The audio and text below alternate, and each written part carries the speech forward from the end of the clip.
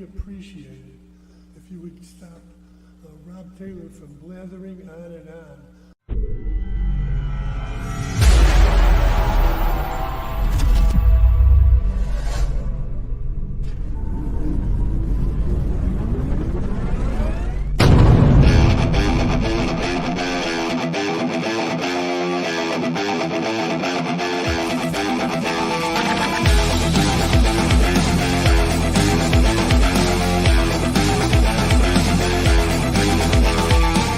Opinions expressed by the talk show hosts, callers, or guests on the Rob Taylor Report do not necessarily represent the opinions of the hosting platform, subsidiaries, sponsors, or possibly anyone else on the planet or the known universe. From the tinfoil and lead-lined broadcast bunker on the beautiful south coast of Oregon, it's the Rob Taylor Report. So strap yourself in. Your political therapy session is about to begin. Ladies and gentlemen, here he is, the nearly famous Rob Taylor. Hey, Coos County. Hey, West Coast, East Coast America, and beyond. I want to thank you all for joining me tonight. Tonight's going to be a really good show. It's an honor to have my next guest on the show because he is a serving House representative for the state of Oregon. And it's always good to have people who are in the government to come on the show, because there's a lot of people in government who they don't like media. And there are some that it's funny. And I find this true more about incumbents. Incumbents usually don't want to go on and talk to the media because they sometimes think they don't have anything to lose. And this gentleman is actually an incumbent, and he's got the cojones to come on the show and talk about the issues that are, very relevant to me and you, and especially people who are up in his Senate or his House district, which is House District 51. And we're going to talk to him, and I believe it's the cities of Canby. We'll find out. I think it's Marion County. We'll ask James, because right now I want to introduce to all of you Mr. State Representative James Hieb. James, how you doing, man? Hi. Yeah, thanks for having me on tonight, Rob. Yeah, you had it right about Canby, but it's in Clackamas County, so I represent Canby, Estacada, and Sandy, and then the hamlets of Beaver Creek and Redland. And let me ask you, that's north. Let's see, that would be north Oregon. It's kind of in central. I don't know if you'd call it northeast or northwest, but it's northern Oregon, definitely, right? Yeah, it's on the north end of the Willamette Valley. So it's the last conservative district before you hit the big sea of blue.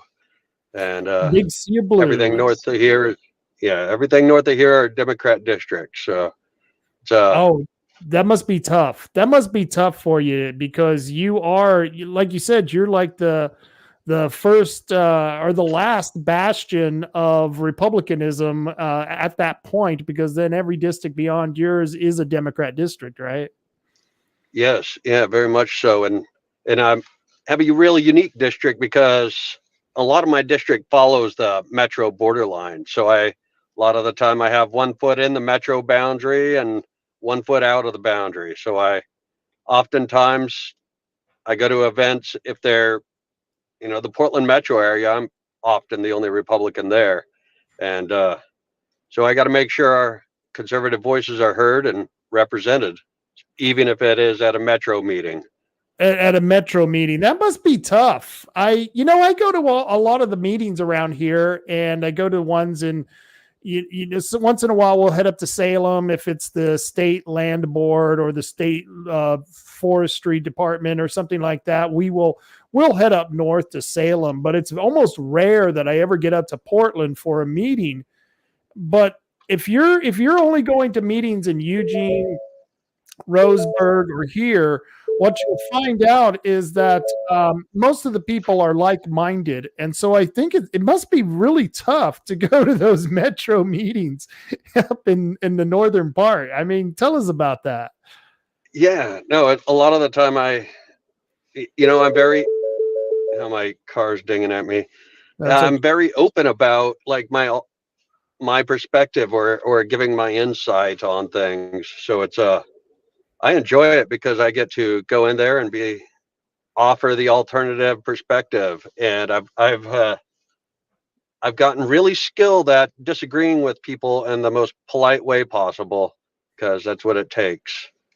You would almost have to. You would almost have to be successful in your area. You'd almost have to be able to talk to them in a way that you're negotiating and maneuvering through those nuances of the differences between the right and the left, as they would call it. Yeah, yeah. It is a unique position to be in many times. So let me ask you, we were talking off the air and I thought it was a pretty interesting conversation. You have, how many children did you have? I didn't actually ask you that question. Yeah. So I have 5 children right now. Oh, wow. 5 kids. Yeah. Congratulations. 16, yeah. 16, 13-year-old boys, and then 11, 9, and 1-year-old girls. So that is impressive. I had 1 kid, and that just wore me out. And every at my age, when we have my grandkid over, it's just exhausting the amount of energy you have to spend in paying attention to him and stuff. I really give my kid kudos for raising my grandkid, but raising 5 kids, that's impressive, sir. I give you one salute to that. I mean, you're doing. Thank you. And it's good to see Republicans out there having a lot of kids, because I'm sure you raise them right and make sure that they share the same values that you do. I'm sure that's something you have to do all the time, correct? Yes, absolutely. My wife and I, we've gone back and forth from homeschooling over the years to public school, but once the COVID stuff started happening, we've homeschooled them ever since. And so, that's leads to this evening while I was on my way back from their homeschool baseball league. And it's really taken off because there's been like a big movement towards educational choice here in the state, because there's a lot of families that are just upset with the performance of these public schools, or I should say the government schools, because a lot of privately funded schools, they're open to the public too. They're just not funded by the government. Right. So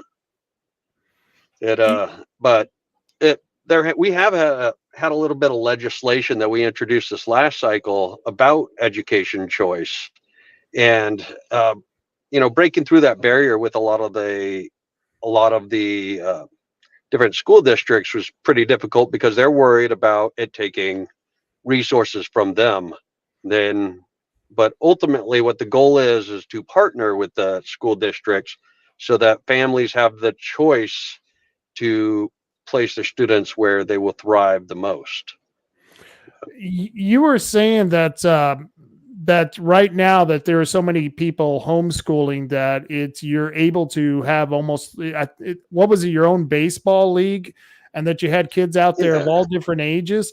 And that's something I always thought about school, is that I never understood why we go in at a certain age and you're at a certain grade. I always thought maybe if they did it by how you were advancing. I always thought that there were people who, if they were 10, they might be learning at 12 or a 13-year-old's grade level.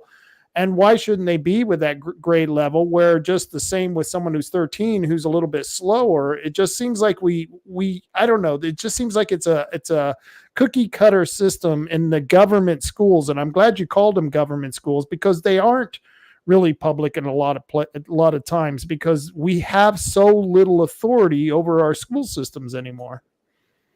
Yeah, very much so. And it's the school choice concept, with a lot of the education savings accounts, which, without getting into the minutia of the bill, it would give more power to the families while also coordinating with the districts, and it would be a win-win for everybody. And a lot of the times, even here in the state, we do kind of have a school choice system. People don't realize, but you have to get arrested or expelled first.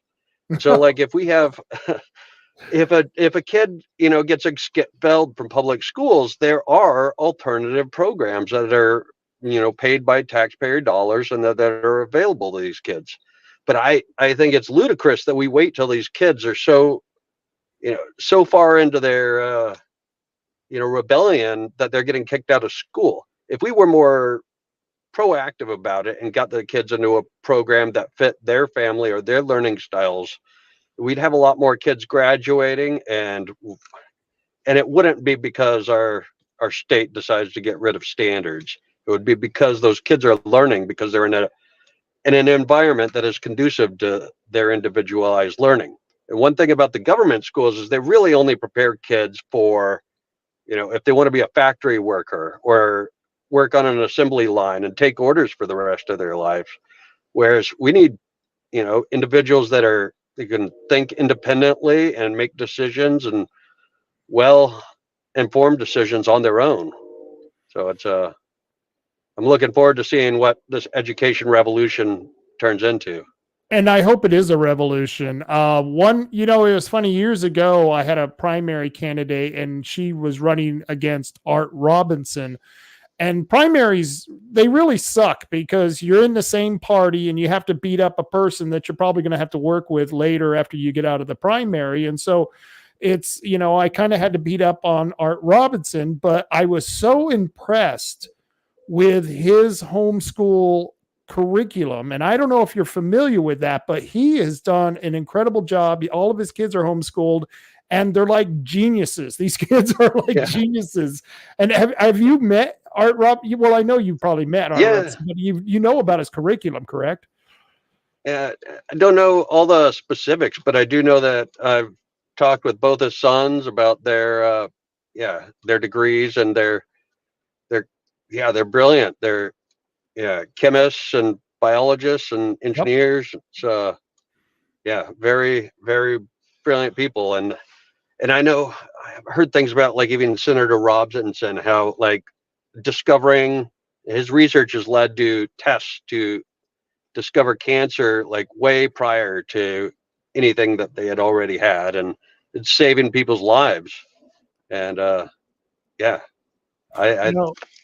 Yeah, he's an incredible man. If you ever get a chance, I don't know if you've read his book, but it didn't go too much into it, but the story of his father is even more impressive. Just the Robinsons are a credible family. But getting back to the school thing, we were just talking about how you kind of have to navigate the conversation when you go up and talk to people who are on the left, who are leftist. And one of the things that seems like we could all agree on is that the school system is a failure. I mean, I talk to a lot of my liberal friends and they think the school system is a failure. So it seems to me like this whole school choice, like you said, would eventually be a revolution, because at that point in time, we could get a consensus between both sides of the field. I don't know. How does that feel to you when you talk to people about that? Yeah, it's been incredibly popular so far. I guess what it comes down to is some of the teachers unions and their concerns that it's, that it's going to destroy public school or the publicly available schools. And that's not at all the intent. I believe that we need a very educated population. If we're going to be allowing citizens to vote, we need to be educated. We need to know what we're voting on. And so I'm a huge proponent for public education, publicly available education.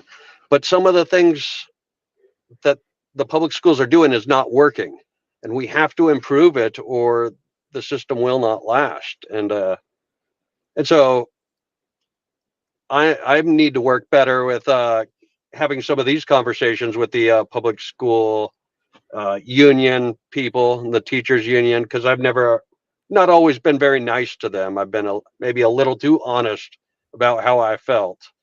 And rather than giving some points of where they could improve, I just told them all the places they were making mistakes. And right, but there's a lot of other people that are also working on this effort. And I guess one thing about alternative schools too. One thing about my personal life, I got in a little bit of trouble in middle school, and I wasn't able to finish out the school year. I got kicked out. I could have returned the next year, but I wound up going to a small, like really small private Christian school. And, I was a little mischievous at times, but I had a lot of opportunities there because they allowed me to do my work at my own pace a little bit. Like I still had deadlines, but they would allow me to just simple things like if I wanted to go sit outside in the sun and do my homework or do my schoolwork at a picnic table versus at my desk. They allowed me to do things like that. And I was able to work ahead and graduated a year early so that I could join the Marine Corps. And being able to, work faster and join the military, was a big reason why I even completed school. Because if it wasn't for that goal of joining the Marine Corps, I probably would have just got my GED and got a job, and just that would have been it. But, Well, tell us about and by the way, thank you for your service. I think that anyone who goes into the military, they have taken a sacrifice that most of us who didn't go into the military, we never got to experience. And I'll be honest with you, one of my biggest regrets was not going into the military. I should have done a couple of years I would have joined the Marines or the Army as well. And one of the two. And let me ask you, what was your experience in the Marines? What did you see any combat? What was your position? Tell us all about it, if you would. I'd love to hear this. All right. So, I guess we'll go back to, I grew up Army brat. My dad was Army, so I always thought the Army Rangers were cool, and I wanted to be an Army Ranger when I grew up. And so fast forward to like 2001. I was 15 years old when I saw the Twin Towers fall. And so on the 2-year anniversary at 17, on September 11th, 2003, I swore into the Marine Corps. And I chose the Marine Corps instead of because I went to the Army. I asked them, I was like, hey, I want to be an Army Ranger. And they're like, well, you have to first go to boot camp, and then you have to try out to be a Ranger. And I was like, went to the Marine Corps, and I was like, hey, I want to be a badass, and can you guys get me in combat in under a year? And they were like, guaranteed you'll be in the fight in under a year.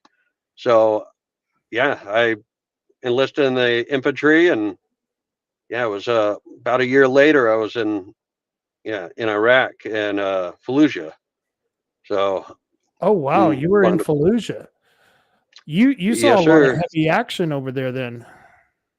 Yeah, it's back in 2004. So our area of operations was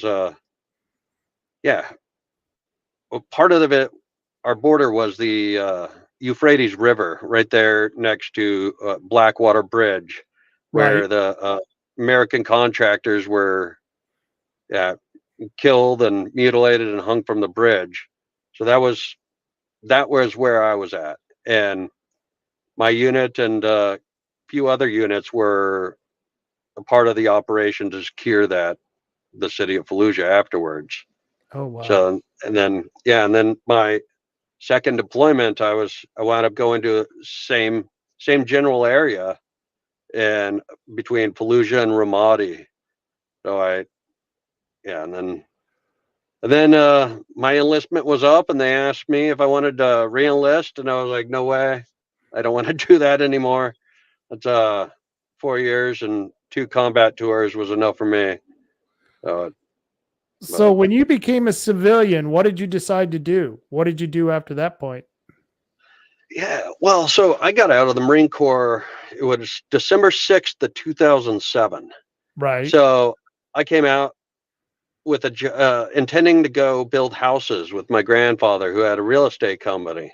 But as we know, in 2008, housing bubble burst. Yep. And nobody was building houses anymore. And so the one true skill that I really had from before the Marine Corps was irrelevant for the time being. So I had to go back to college.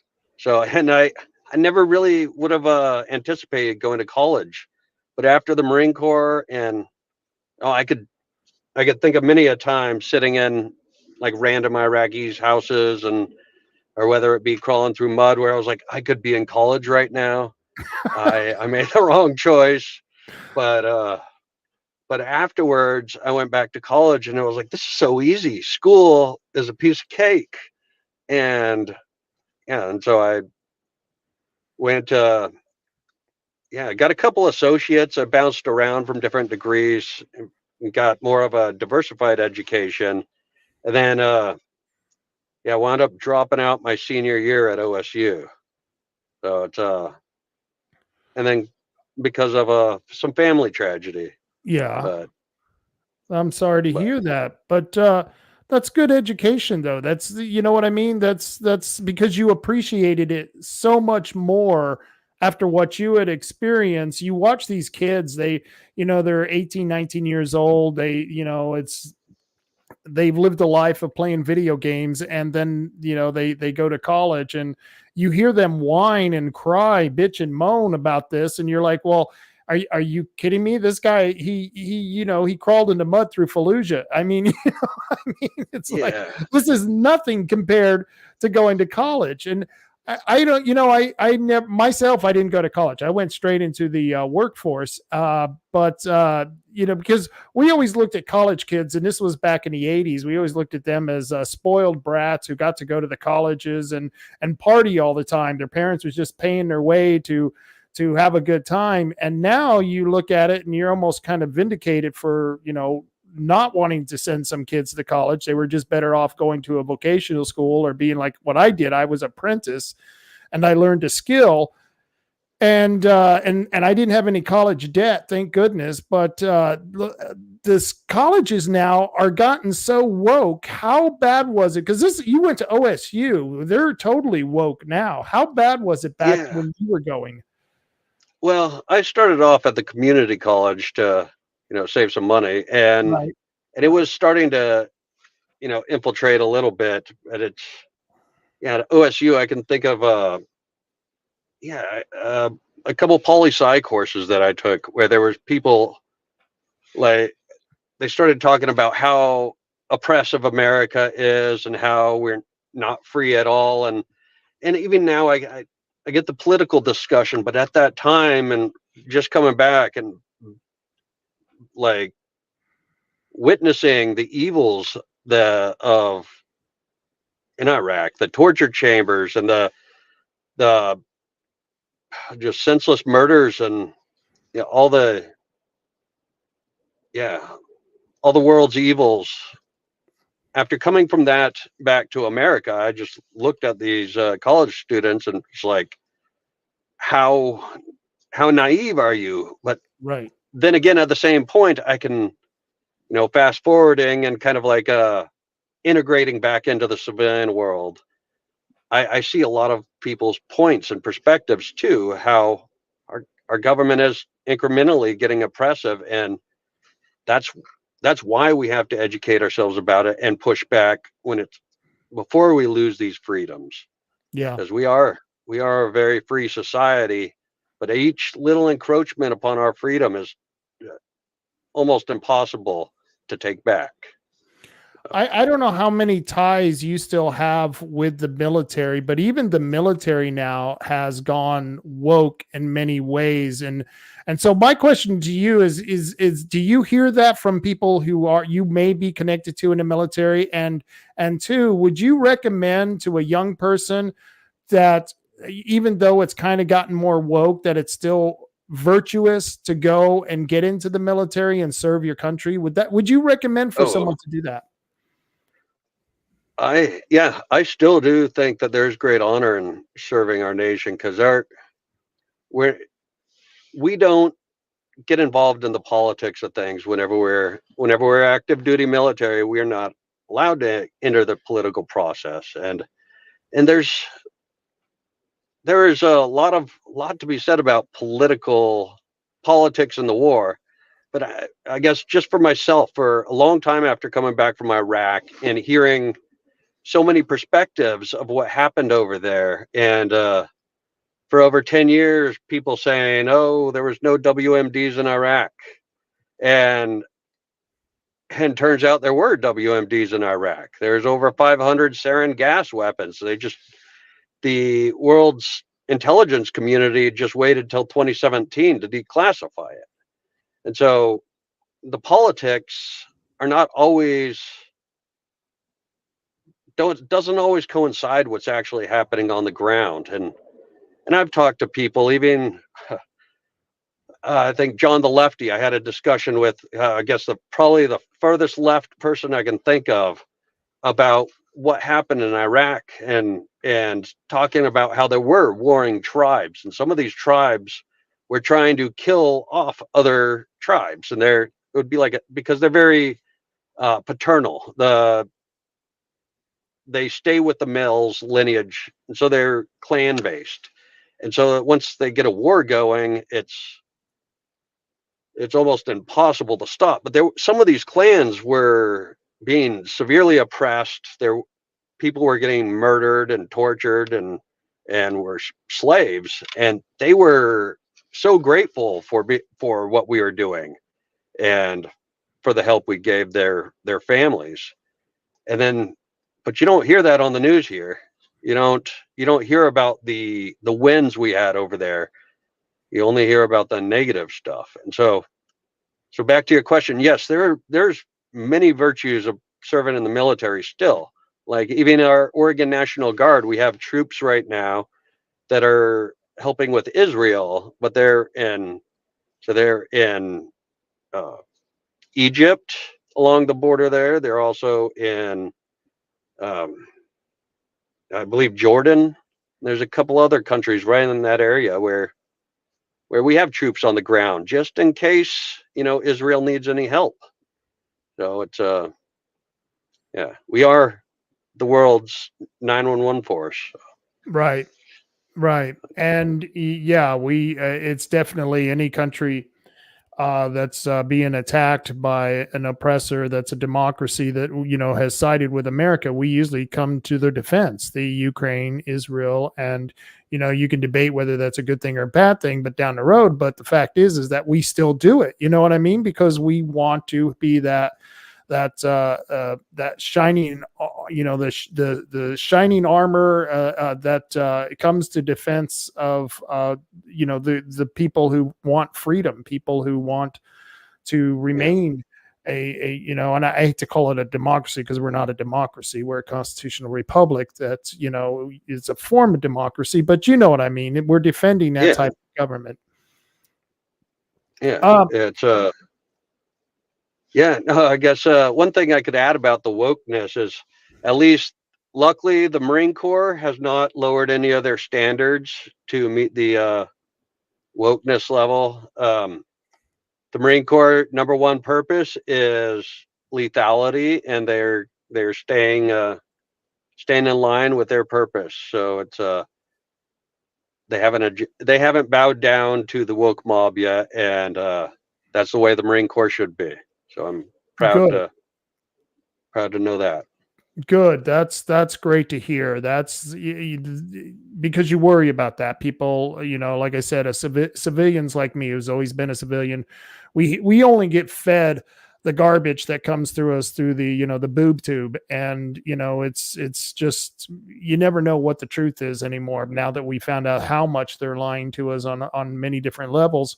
One of the things that was really upsetting to me just a couple of years ago when Biden took office was the way we left Afghanistan. And I'm not an emotional guy, but I'll tell you what, I was so angry, but I was so sad about it. And it just, you know what I mean? It was just like watching. It's tragic. What was your feeling? Yeah. Yeah.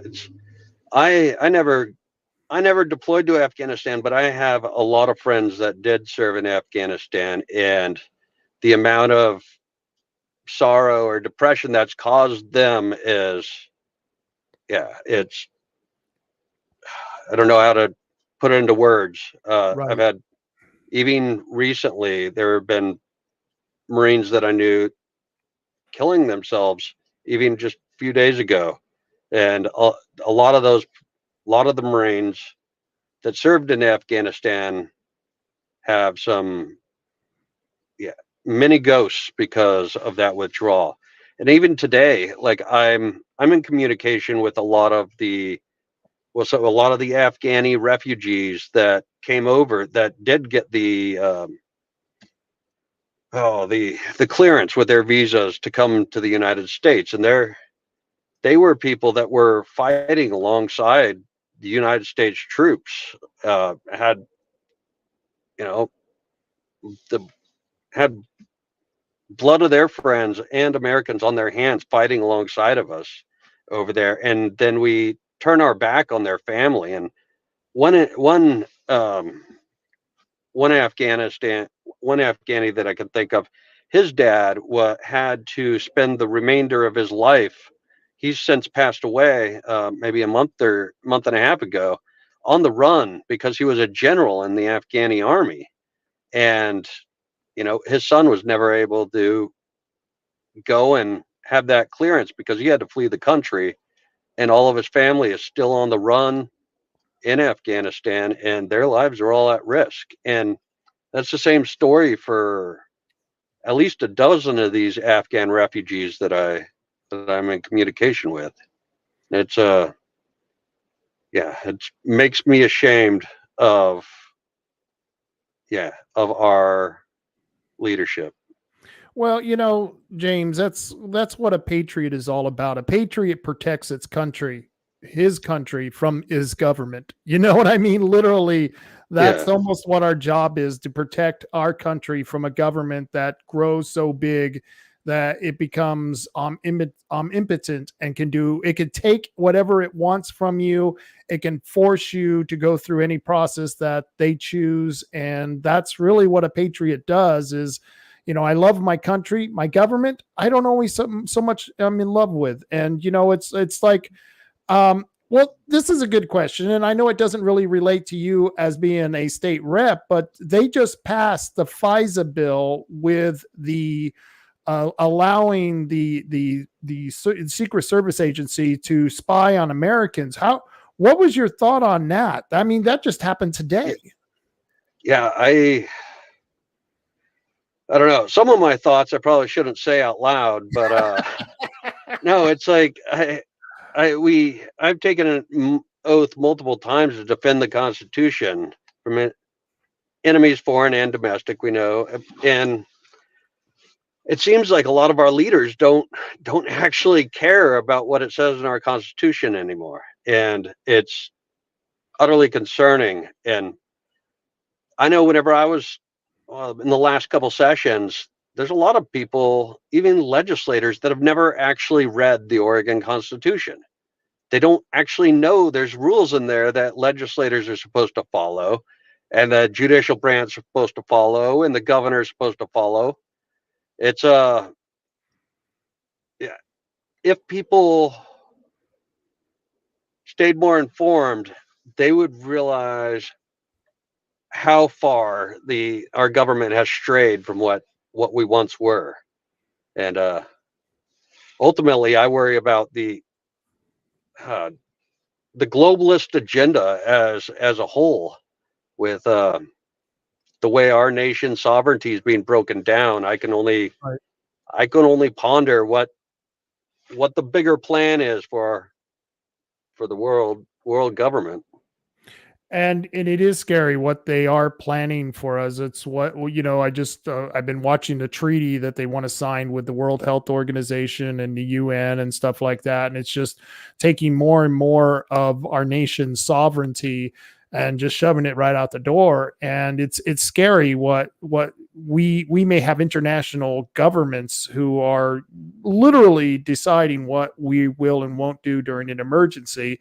And then they get to decide what is an emergency. And so, yeah, that's absolutely scary about how, and it's funny because I'm a libertarian and I'm very conservative fiscally, but I am one of those who I worry about my government and my government gaining too much power. And that's something back in the 60s and the 70s, growing up in the 70s and the 80s, realizing how much on the left they were so afraid of their government.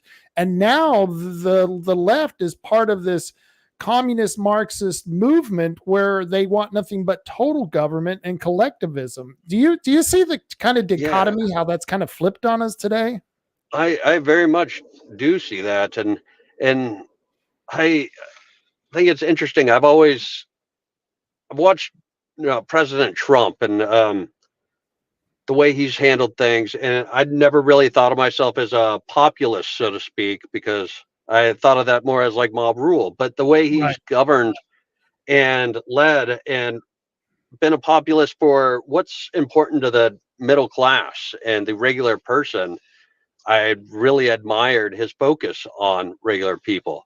And for the Republicans to we were to realize that we have become the true classical liberals. Like, we protect free speech, the freedom of religion, and the right to bear arms, and all these liberal, quote unquote, liberal ideas are now conservative, because I look at it as the job of a conservative is to conserve the good of the past.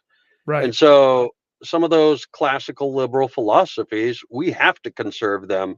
We have to hold on to those ideas or those concepts of freedom, where they're going to go away. And Yeah. I sooner than we realize, if we don't Yeah. wake up.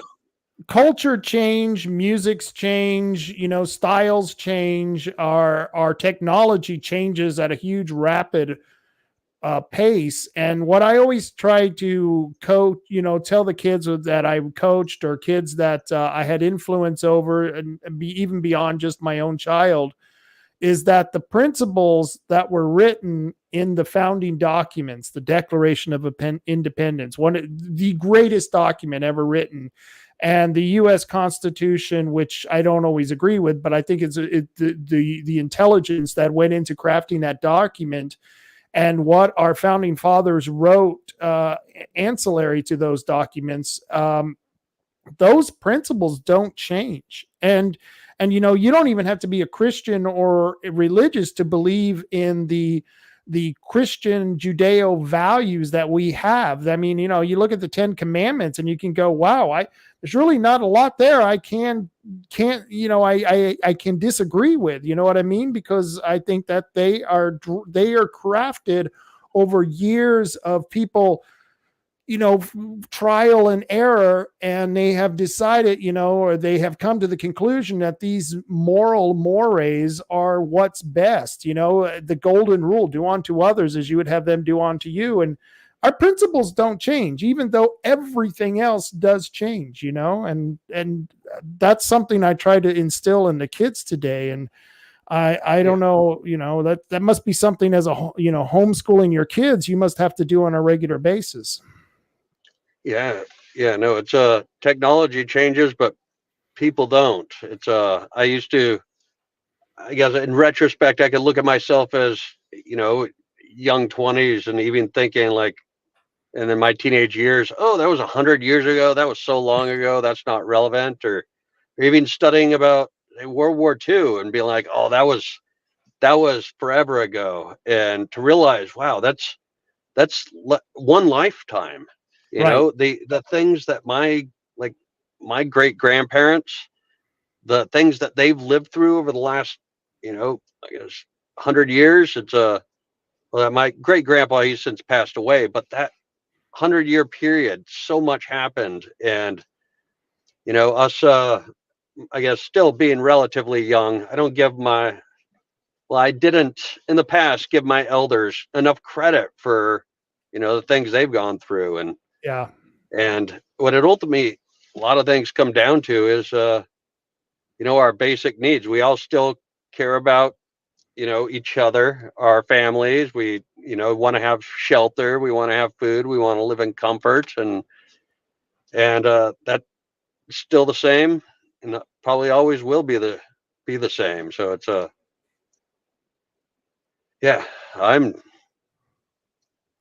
I worry that one of these big values, well, private property rights, has been hugely attacked by the left, and it's a part of, like, I guess the larger Marxist uh, agenda is to take away private property rights. And you bring up like the Ten Commandments, the "Thou shalt not steal," but if somebody doesn't own property, then how could somebody be stealing from them? If the government comes and says, "Hey, yeah, the mother government needs your truck in your house. You don't own it. The government owns it. What's my recourse?" It's Right. I believe that individual freedoms, individual rights, and private property rights is a one that's hugely been attacked by the left over the last few years. And that's and that's one of the things I'll be arguing at a debate that I'm going to have on a tax levy. We've got a county tax levy, and I'm going to be arguing against the tax levy. And it's not because I think that our sheriff or the sheriff's department or the district attorney has done a bad job, and it's not that I think the county has done so much of a bad job, even though I do have some criticism of them. I think that we have a justice system that has been sabotaged from the top down. I hear people all the time, they say, "Oh no, our justice system is broken." And I correct them. I say, no, it's not broken. It's been sabotaged. It's been sabotaged deliberately by a leftist agenda who want to do the number one thing they want to do is the abolition of property. They want to get rid of private property in the hands of private citizens. And they're doing that once again by defunding the police, decarcerating the criminal, and disarming the citizen. Those three things are practiced in Salem on a regular basis. And it must be frustrating, incredibly frustrating for a man like you who fought for our freedoms to watch these leftists, many who probably never served in the military, many of them who are blue-haired weirdos. And I know you have to go and work back with those people, but some of them, I've met Floyd Brzezinski, okay? So I know some of the people who work back there. But it must be very frustrating with you to try to have to get along with these people. And you have to get along with them because you have to try to accomplish something. When they are literally trying to steal everything that you worked for, that your family worked for. Tell us about that frustration that you must go through every day that you serve in Salem. Yeah, it is extremely frustrating down there. A lot of the times, because the Republicans, we are in the minority, and it is very hard to get things done. And I've gone into it knowing that, I can advocate for projects for my community or my district, but I've got to be able to walk away from it on the drop of a dime if something goes too far, if it goes against my constituents' values. So I know there's a lot of legislators that don't get to take home projects or don't get awards to their districts because they wind up standing on principle. And so some of these people that are making a stand because it's the right thing to do and because their conscience pushes them to do what they know is right in their own heart, those good legislators are being pushed out because it's because they're taking a stand, and our system doesn't reward those that stand on principle. They want people that compromise. And so some people get primaried when they compromise, and Right. and it's split because there are those people that will stand on principle, and their future in the legislature is not always certain. And in a way, that's kind of one of the things that I ask people when I'm vetting them for office. I ask them, are you willing to accept that if you stand on principle, that you'll only be serving one term? And because like you said, they're not going to get the projects that are needed back in their district because they do stand on principle.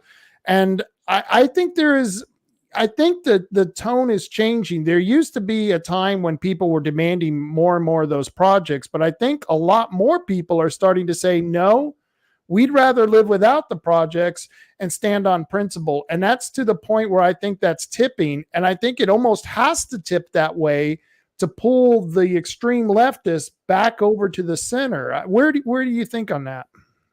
Yeah, it's hard because like even like, say, take for instance some of the senators that took a stand and walked out, whatnot. It's the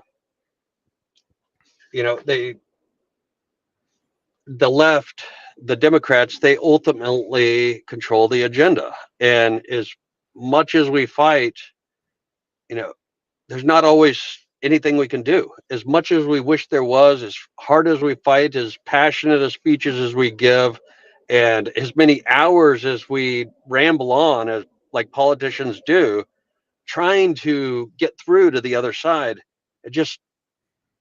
we ultimately feel so discouraged and powerless down there because they can just steamroll us and not listen to us at all. And I'll mention one super controversial bill, the abortion bill. I think it was 2002 from the 2022 session or 23 session. I'm getting them all confused these days, but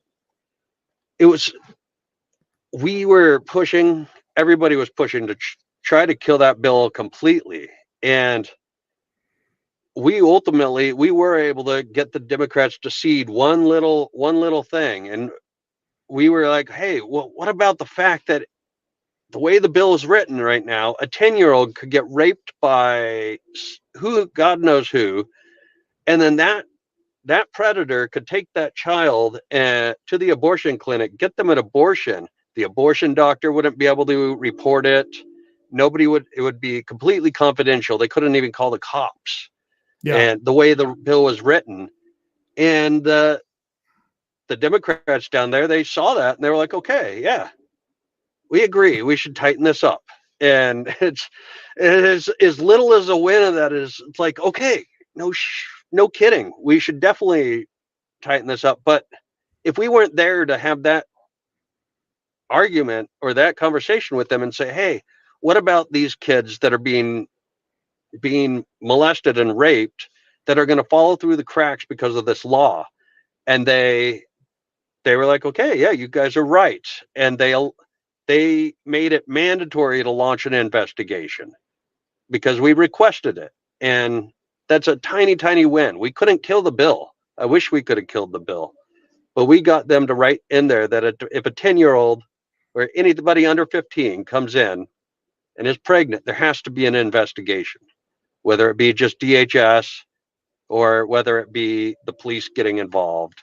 But it has to be looked into because we don't want girls to be preyed upon, and especially because of our dereliction of duty down in Salem. Right. So.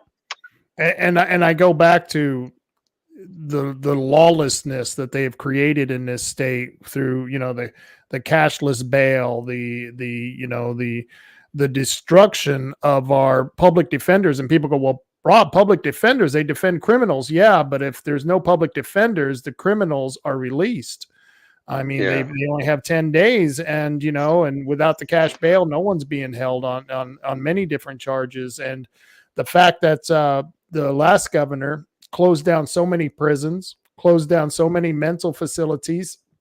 They closed down Shutter Creek here in Coos County, which held almost 2,000 criminals. And you know what they did with them? They just let them onto the street. And so you watch that, and because you're put into a group, you're a legislator, and they look at all the legislators the same. And I'm talking about the average Joe who may not know the minutia of what really goes on in the Senate and how it actually works.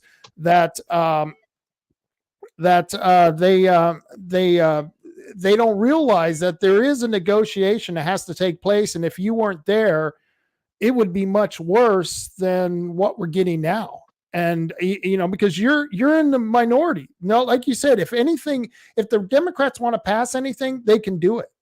And there's nothing really stopping them, correct? Yeah.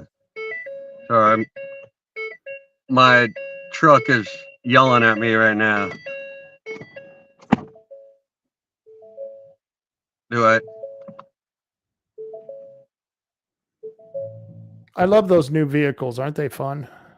Yeah, it's trying to tell me my my batteries it's telling me I need to turn off my car or my battery's gonna die, but it's all those automatic sensors and Yeah. but Well, let me know if you have to run in. I can give you a break here. We can. all I can right. talk No, I'm for- just trying to get it to sync back up with my my audio. Okay. So, yeah, I'm just gonna restart my car.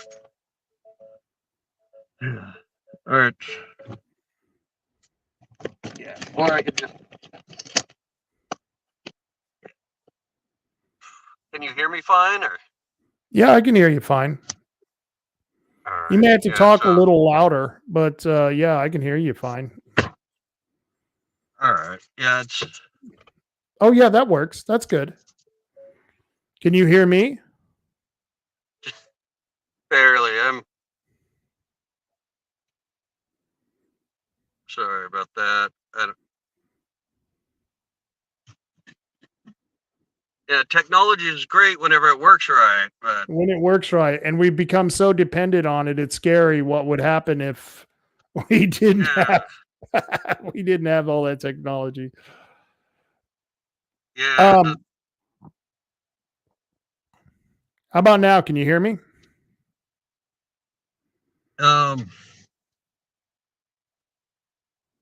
No. I think my phone, my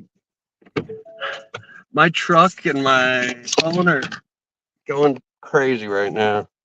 Okay. But yeah, I can hear you all right. So I'll just All right. do- All right. Well, that's actually a better picture of you. So, yeah. serving in the military and serving in the legislature must be kind of similar because it's kind of a thankless job. Oh, we lost him. That's all right. We'll get him back here in a few minutes. But what I was saying is that it's a thankless job, and people don't realize it's not the fault of the. Are you there, James? Can you hear I'm me? here. All Yes, right. sir. Oh, so what I was asking was, I was saying that serving in Salem, serving in the legislature must be much like serving in the military. It almost has to be at some point a thankless job because people are going to be mad at you no matter what. You know what I mean? It's like the government makes bad decisions, and yet the guy who's actually fighting for the right thing in the legislature, such as the Republicans, they're going to get slammed because bad bills pass, and that's just the nature of the beast when you got a majority of a bad party. And it's the same when the government makes a decision for the military that goes bad. They sometimes take it out on the soldier. Is that a similarity that you face or seem to draw? Yeah. A lot of the time it's we can only do so much, and yeah, it's definitely I guess the military prepares me for it a bit. Yeah, it's one thing I tell people that my wife and I, we do child care. So I'm used to like screaming babies, or on the other far end of the spectrum, it screaming drill instructors and exploding bombs. And so all the noise in the legislature is kind of not quite as intense after the explosions and the babies screaming. So Nice. it's, Well, that's one thing. You and I have a mutual friend, Kevin Starrett from Oregon Firearms Federation, and he's a big fan of yours. And one of the reasons, and we talk often about you because you're in a pretty heated primary right now. And one of the things that we agree that we really like about you is that you're one of the few Republicans who will get on the floor and you'll say things that you know is not only unpopular with the left, but it's unpopular sometimes with your own party. And that's what we appreciate about you. And if I could tell you anything, I would say, and I know this is the Marine in you. This is the Marine in you that gets up there, and no matter how much you don't want to say the truth, you say the truth anyway, because that's just what's been drilled into you. And I want to thank you for doing that. And how has that been for you? I mean, have you catched a lot of flack from your own party for standing up and standing for those convictions? Yes, yes, I have. I've had to stand alone on quite a few things. It's not necessarily that my party disagrees with me or whatnot, but they want me to, I guess, play nice a lot of the time, and it's like, okay, well, I can see being cordial with people, and just basic common courtesy, but anything we say on the floor is like, we cannot be that cannot be held against us. Like, constitutionally it says that, like, we could say ridiculous stuff on the floor and it can't be used against us. We may as well use that protection to speak the truth. If people can't get to the point where they can't handle hearing the truth, even if the truth is just as simple as there are only two genders, and that can make a lot of people upset these days. And and as simple as that is, as ludicrous as that sounds, that's controversial. And I'm going to continue to, stick by that. And besides, there are what do you call, like, some mutations out there where people are born as a hermaphrodite, whether it's a genetic mutation, but that's not a gender. That's a birth defect. Right. And that's not what we're talking about. That, like you said, yeah, this is actual being born a boy or being born a female and wanting to switch genders. Yeah. That's insane. It's pretend. It's insane. And that's how we treated people years ago. And now it's like, oh no, that's the norm. Everyone wants to do it. And it's like, well, no, not everyone does want to do it. And that's why we appreciate you in the legislature, because you're one of the few legislators who gets up and says those things. And I would really, because a lot of people don't watch those floor debates, and they don't watch people give those speeches when they're talking about a bill, and either in the work session or when it comes to a vote on the floor. That just kind of, they just hear the ending results on the evening news, but they don't see those speeches on the floor. And I would, if I was, I think one of the people who works for you, Sarah, if she was, you should tell her to go back and get clips of you just giving them hell on the floor. And I think that would make a political commercial right there. Just seriously. I think you giving them crap about some of the things and the nonsense that are coming out of there, I think in itself would be just a great commercial. I don't know. Maybe I'm off here. Oh, it could be. It could also get me in hot water. I guess depends on who's watching it. But yeah, no, I do have to be careful about things sometimes these days, because, well, our voices are amplified in the role I'm in, and sometimes a joke or satire doesn't always come across as satire. So I know one time I wrote like a story. Somebody wrote to me saying, "Oh, thank you so much, Mr. Legislator, for raising the cost of eggs and making my family have to walk to work because we can't afford fuel." And he's like, "Thank you for taking my life savings." And the guy was being super sarcastic. Yeah. So I wrote back to him in a total sarcastic voice. I was like, "Oh, I love your gift of cynicism." And I was like, "Don't you know, like, we are in a climate crisis. You can help the crisis by just, stopping breathing. You'll cut CO2 production." And And if only we could stop all meat production, you know, it would be better for the planet if you would just eat crickets and mealworms, which all this stuff it's been suggested that that's a viable solution. And Right. so whenever I say things in satire, sometimes people don't realize it's a joke.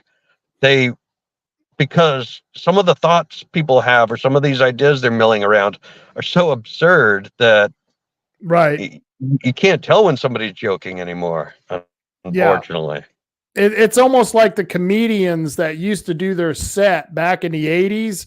Now those comedians, what they were saying is now true, and it's not comedy anymore. It's like, you know what I mean? It's like, wow, you don't even have to do a set from the 80s. That's just what's going on in the legislature right now. And yeah, it's crazy. Everything's racism, everything's homophobic, everything's transphobic. I've been called everything in the book.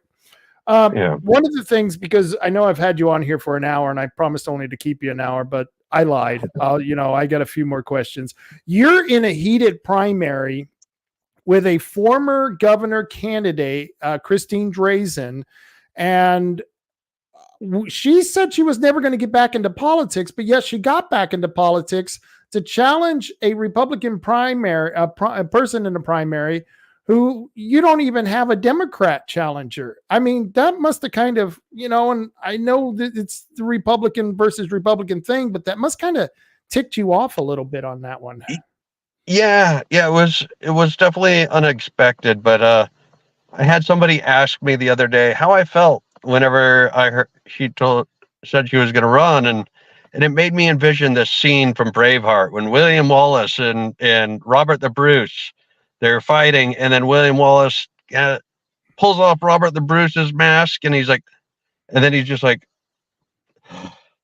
feels betrayed, like that. It just stopped him in his tracks. He didn't know what to do, and that's a big way of how I felt, because I've helped Drazen put up so many signs. I've been a supporter of her, although I don't agree with every policy. She was.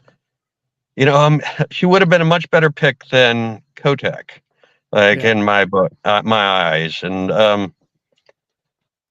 so the first thing I felt was hurt. Honestly, I felt betrayed almost. So it's right now I'm very conflicted, because I know she's probably going to continue going on in politics and climbing the ladder, and I don't want to damage her career or my career, even though I do think that I'm a better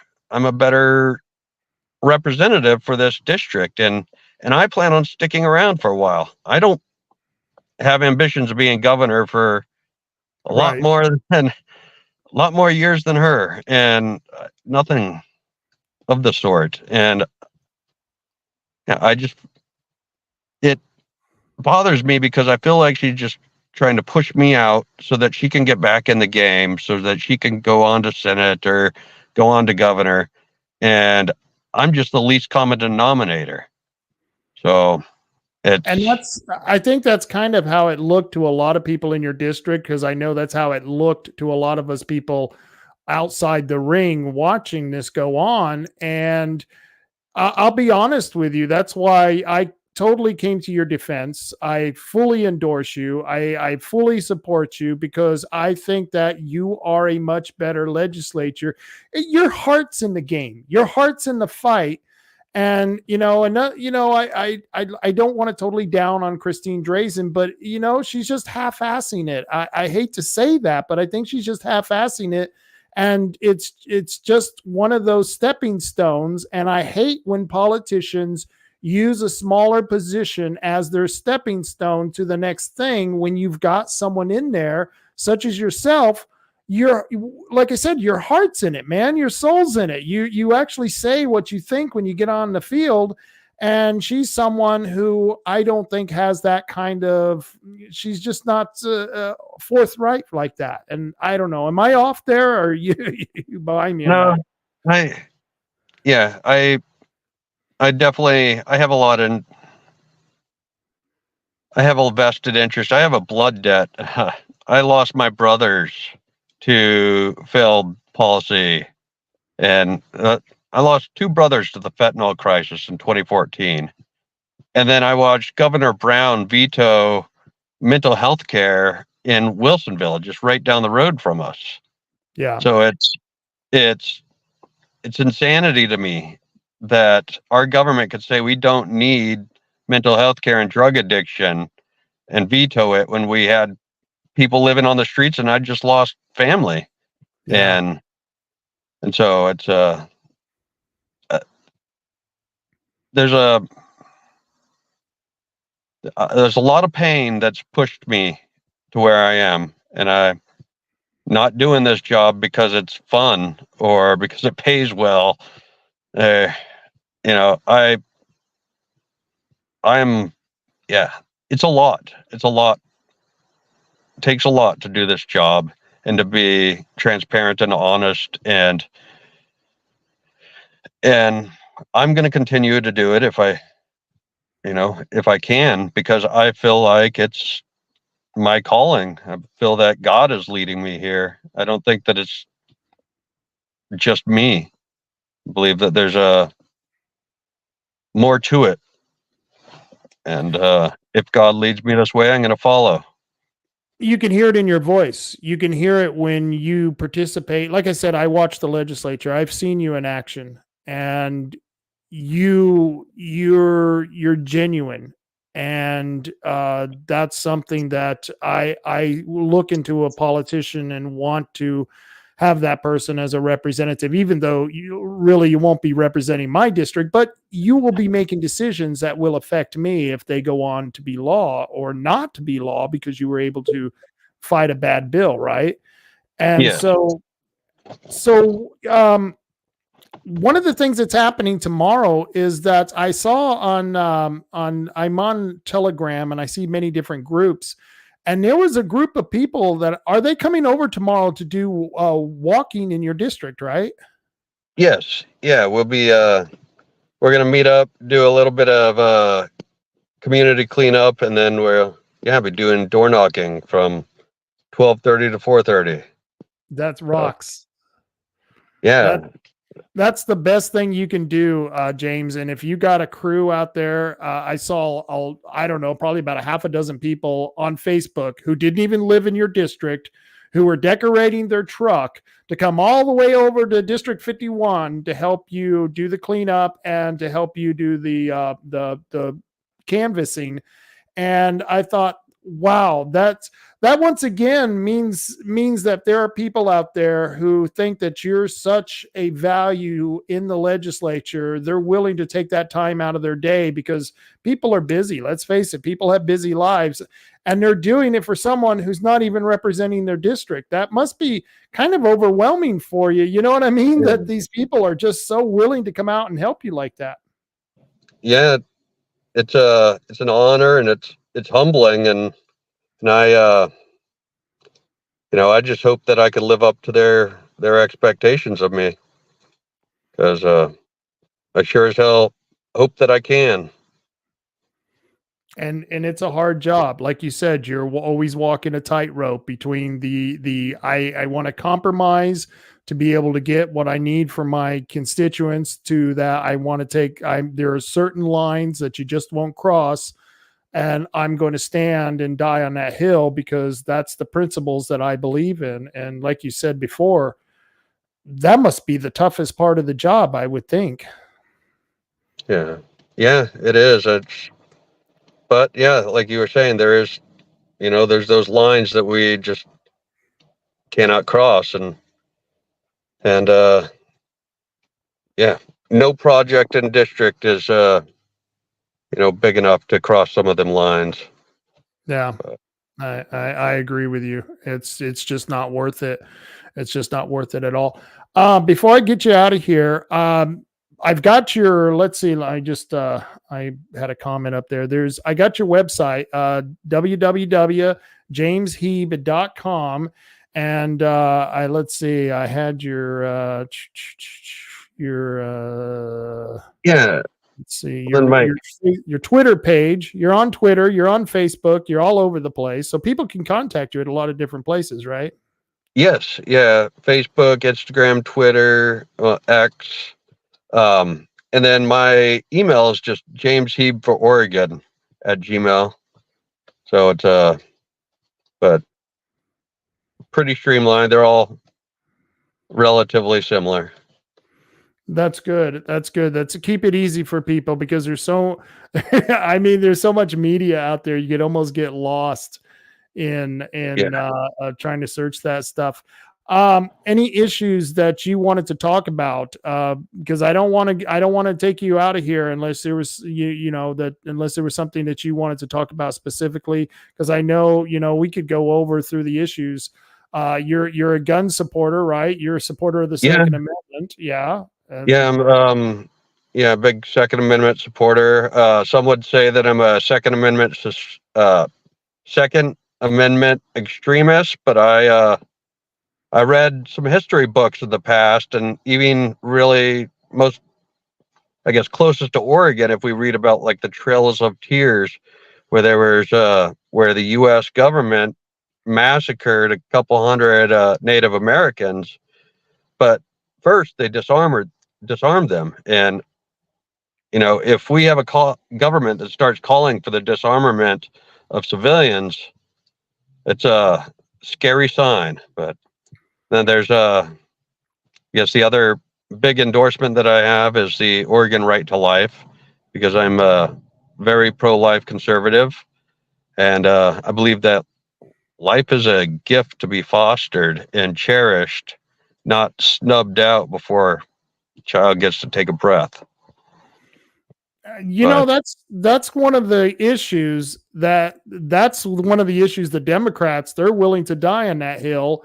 And it doesn't matter how bad the economy it gets. It doesn't matter how many hundreds of thousands, millions of people who are crossing the open border. It doesn't matter how much crime is going on. They will still vote for presidents such as President Biden just because of the abortion issue.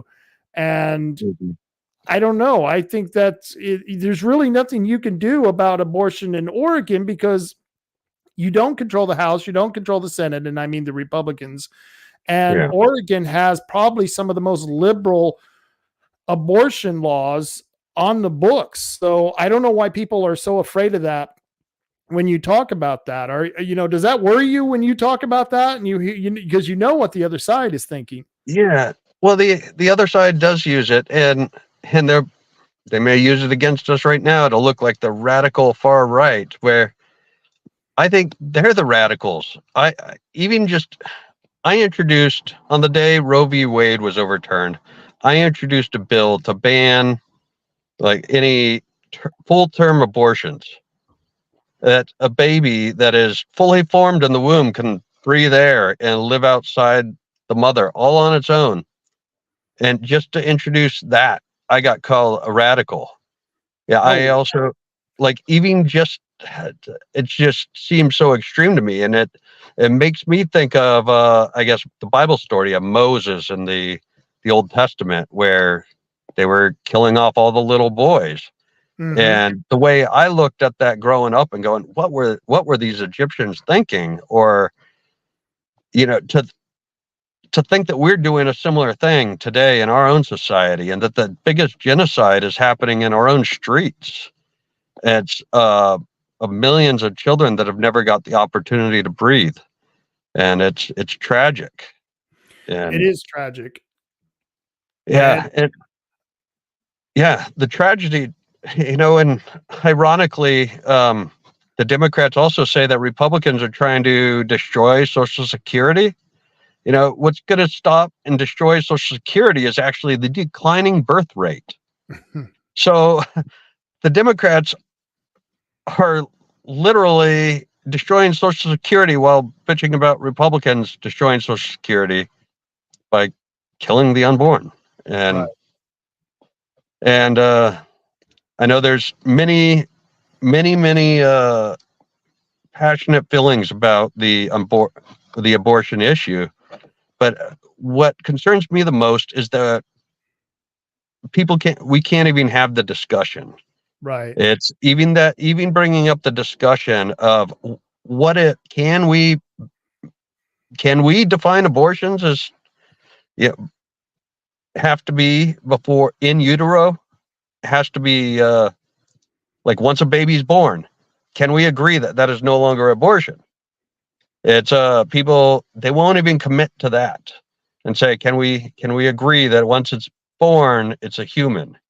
Right. And it's hard to get any sort of consensus. And that's sad that that's not a conversation that's happening in the legislature. It sounds like it sounds like you even introduce it and automatically you're castigated and maligned.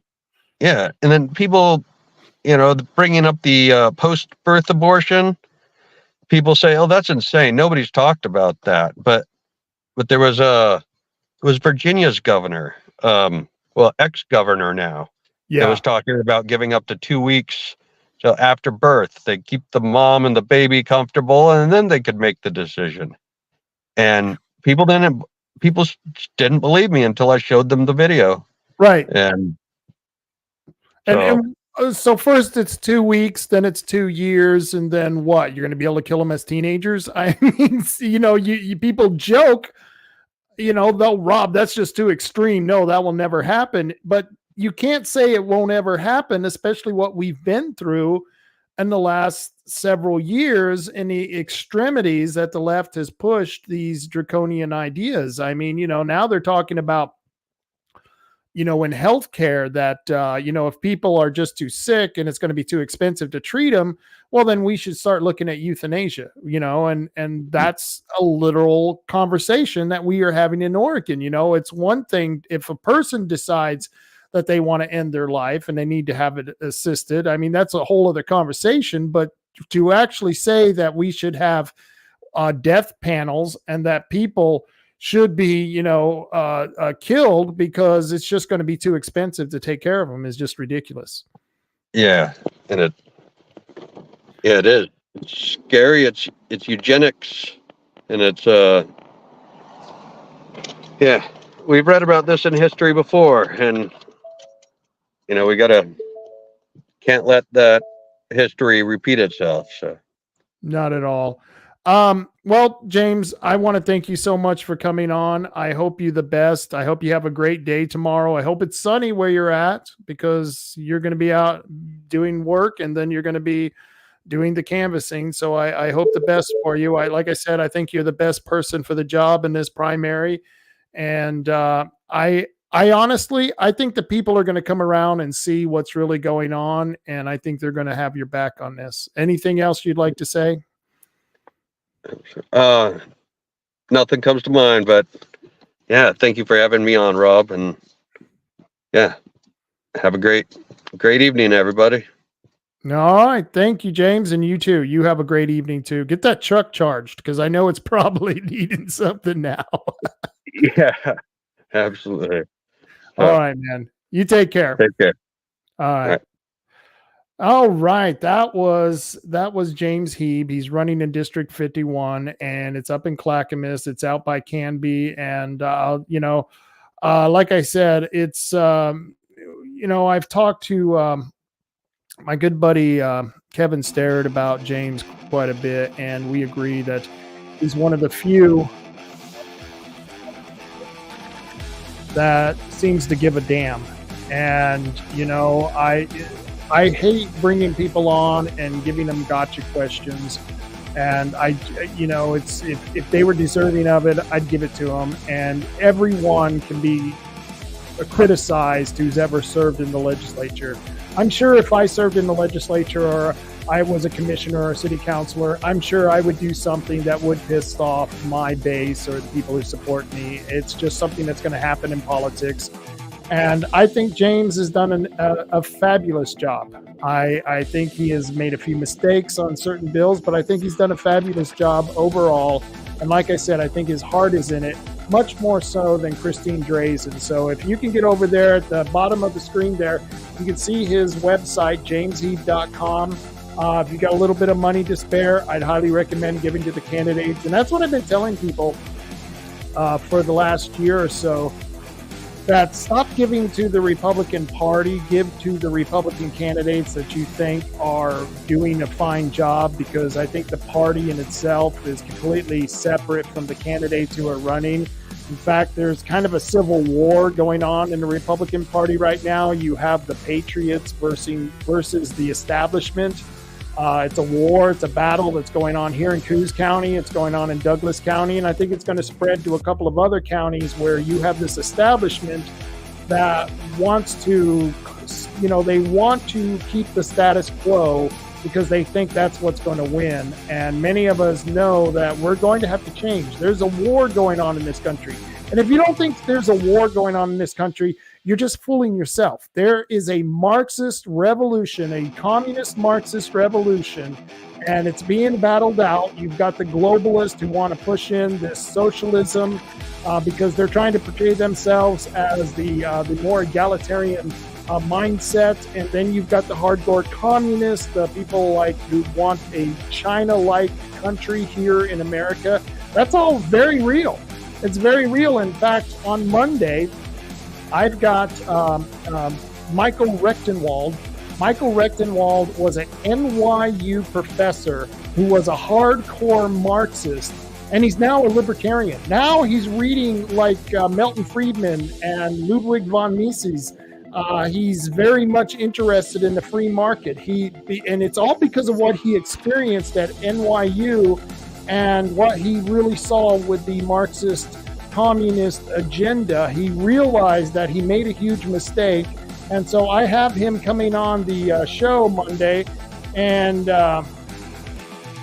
he's going to take care of explaining some of this Marxist agenda to us. And he's also running, like I said, for the Libertarian presidential candidate, as a Libertarian presidential candidate. And I want to talk to him about that. And I know there are some people who got a little upset with me because they're going, oh, he's going to pull votes from Donald Trump. The Libertarian candidate, they get less than 1 or 2%. This guy isn't going to pull enough votes to do any significant harm to Donald Trump. And I think we have to have guys in there who give an option to people who may not like Trump, who may not like Biden, who may not like Kennedy. Personally, I'm going to continue to support Trump, but I think that we need to hear from other people in the race. I mean, I had Joel Skousen on. I think it was 2 or 3 weeks ago. And Joel Skousen is an intelligent man. He's been in this fight for a long time. He's very versed at geopolitics. And so it was interesting to talk to him because he has a viewpoint that I don't think Donald Trump has, and he certainly has a viewpoint that Biden doesn't have, because Biden doesn't know where the hell he is. I mean, if he's not eating ice cream and pooping in his pants, well, he's just not doing what he does best as a president. So it's a failure, and hopefully we will see a change in this government, because we got to see a change. And I don't even know if 4 more years of Donald Trump is even going to do it. I really don't know if it's going to do it. I mean, Donald Trump, in his first presidential, his first administration, during the first 2 years, he had the House, he had the Senate, and Paul Ryan and Mitch McConnell, well, they screwed over not only Donald Trump, but the people of America. And that's what the Republicans do, and that kind of goes back to the inside fighting that's going on right now in the Republican Party. It's something that just has to happen. And hopefully more patriots will join up. I re-registered as a Republican. And it's people like James Hieb that gave me some inspiration to continue holding on to this party. I would like to see this party become more libertarian and more anti-government. Yeah, I said it, anti-government. They're probably going to put me on a list somewhere, but I'm already on the list. I'm not too worried about it. And but I am anti-government. I'm totally against this collectivist government that they want to create. I think it's a really bad idea, and Oregon is the test site for this. Oregon is the test site for it, and that's why, like I mentioned in the discussion with James Hieb, that there is a general rule that they want to do. There's 3 things that they're trying to do, and that is defund the police, because they want to destroy our justice system. They want to decarcerate the criminal, because that helps in the destruction of our justice system. And they want to disarm you and me. They want to disarm the public, because They don't believe we have a right or should have a right to defend our property because they don't believe in private property. But I'll tell you what, brother, if you went out there and you worked your ass off and you earned it, you should have the right to keep it and you should have the right to defend it. I'm one of those who I still believe in you should be allowed to shoot trespassers. And, it's something that I know people are going to find very controversial. But, let's see. I got some comments on here. Michaela, she says, thank you, Rob, for speaking truth. Great to hear James tonight, too, sending him support from Douglas County, the Patriot side. Thank you, Michaela. You rock. I appreciate you joining the show. And anyone who wants to comment, you have to tune in on either Twitter, Facebook, or YouTube, because for some reason Rumble isn't up to date on getting those comments on there. Oregon Outlaw 2000, he says, Trump endorsed Johnson. Is that true? Is that true, Oregon Outlaw? Trump endorsed Johnson. I did work for the Johnson administration back in the 90s when during his second term, we were fighting against marijuana prohibition. And I'm still one. I'm against drug prohibition. And anyone who wants to argue that, think about what we just went through the last 4 years. I mean, we couldn't get ivermectin. You couldn't get hydroxychloroquine. Well, if drugs were legal, you would be able to actually get hydroxychloroquine, you would be able to get ivermectin. It's just that Measure 110 that they passed in Oregon, that was a failure. And why? That's because the leftists, they really don't know what true freedom is all about. The leftists are a bunch of jackasses who, because they're communists are jackasses. That's just the way it is. And so I find that interesting, Oregon Outlaw, that, you say, yes, today he did. Are you talking about Mike Johnson? Trump endorsed Mike Johnson? Is that what you're saying? The guy who just helped the I forget which agency basically be able to spy on Americans? Well, that's just absolutely crazy. Let's see. I got another question. It is a free country at this point. People may run for offices. Yeah, I agree, LJ. No matter who you are, I think people should run for office and have the right to run for office. Absolutely. It is up to the people, grassroots. Yep. And as the Don McIntyre grassroots winner, award winner for Activist of the Year, I can agree with that. I've been grassroots all my life. And Oregon Outlaw is saying, yes, Speaker Mike Johnson. Wow, Trump endorsed Speaker Mike Johnson. See, once again, that's the kind of crap that Trump does that just makes you infuriated. I mean, I'm going to be supporting this guy. I'm probably going to be voting for him because I want him to win over Biden. And I'm not even sure if it's going to even mean anything in Oregon because he's not going to win the people in the Electoral College or the numbers in Oregon to get the people in the Electoral College from this state to vote for him. They're going to support Biden. But that's absolutely ridiculous. And yep, someone else just chimed on here. Let's see. Heaven Taste. Because I only heard that Trump was going to meet with Johnson. I didn't hear anything about endorsing him. I will have to do my research. Well, you and me both. And that's, people, they say, oh, wow, he's behind a camera and he's got a mic, so he must know everything. No, I don't know anything, okay? I'm not even sure the stuff I know is real, okay? So, I'm going to have to do my research, too. I agree with that. And Oregon Outlaw is saying, yes, he did, and it made me sick. Well, that kind of makes me sick, too. That's disgusting. Let's see, we got another comment. Well, I'm just having a hell of a conversation here. Trump also told the House to dump the FISA bill, and the House did not. Yeah, they should have dumped that FISA bill. It's absolutely bad. And, it was like the NDAA, the National Defense Authorization Act, which basically was the Congress acquiescing their authority to start a war. They've given that to the president now. It's just horrible. Well, in the NDAA, I forget which section it was, Rand Paul was against this, and it was one of those sections where they were allowed to detain people indefinitely, and we fought against that. And of course, they go, oh, you're a bunch of hippies, man. You're a bunch of hippies fighting against the government because the government loves you and wants to take care of you. Yeah, no, they want to take care of you in really bad way. The government doesn't want to help you. They all they want to do is control you. They want to have authority over you. Control is an illusion. They'll never have control over us. We're always going to be a free people because we're going to fight for it. And if you choose to fight, that means you're free. So it's just going to happen. It's just going to happen. I do got a lot of events that are going on. Let's see. I got to put this on stage here. If you want to meet Todd Vaughn, he will be in Sutherland on the 20th. This is Saturday the 20th between 2 and 3:30 p.m. He's going to be at Abby's Pizza, which is in Sutherland, Oregon, and I highly recommend you guys go check it out if you're living in the area and you want to meet someone who really wants to do the job, who really wants to get the job done. He's running against David Brock Smith. We all know how I feel about David Brock Smith. Yeah, I mean, there isn't a cliff big enough that we could throw him off of.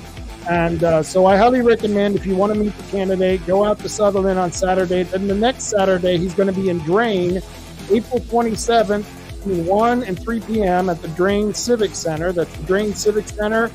And that is a Saturday as well. So if you're not doing anything on April 20th and you're in Sutherland, or if you're in Drain on Saturday, April the 27th, go meet Todd Vaughn. He can use all the help that you're willing to offer him. And he's, like I said, sometimes you got to send a logger to do the job. I've got a lot of friends who are loggers, and they're very practical people who know how to get the job done. I've got a lot of events coming on that I'm going to announce here. April 17th, you know Sheriff Richard Mack. He was on the show. He's got this event that's happening in Las Vegas. It's called Resist the Temptation, and I know it's probably hard to see this the notice for this event, but this is happening in Las Vegas.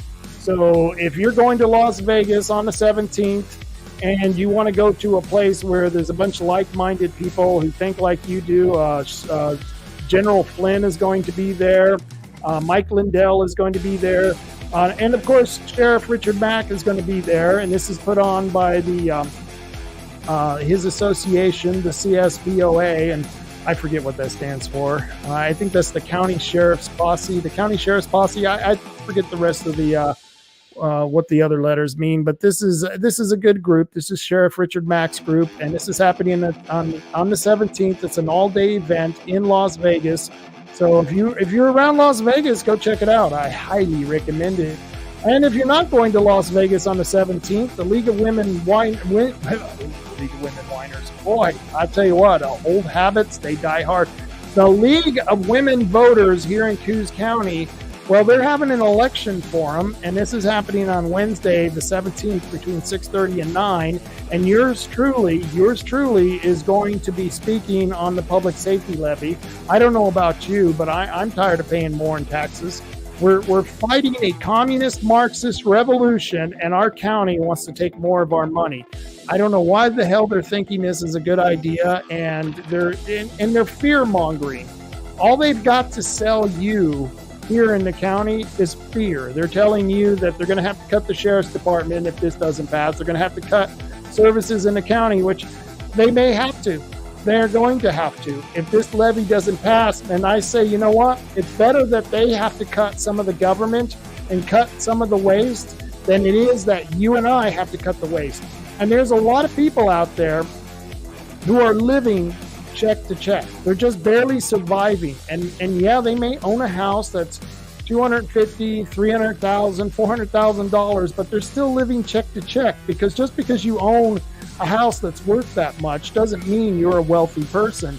And it's 99 cents per $1,000 that they want to spend, or what they want you to spend with this tax increase that they're pushing here in Coos County. I'm opposed to it.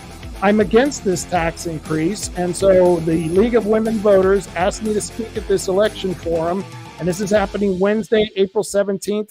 And if you want to see some fireworks, come on down, because I'm going to lay it out the way I see it. I think that the commissioners have missed some opportunities. I think they've wasted a lot of our time. I think they made some bad decisions. And I'm going to bring this forward in my argument against this tax. I'm also going to talk about the sheriffs and the DA's department. Like I said, the justice system is broken. And it's not the fault of our sheriff. It's not the fault of our DA, Paul Frazier, or Gabe Fabrizio. It's not their fault that the justice system has been sabotaged.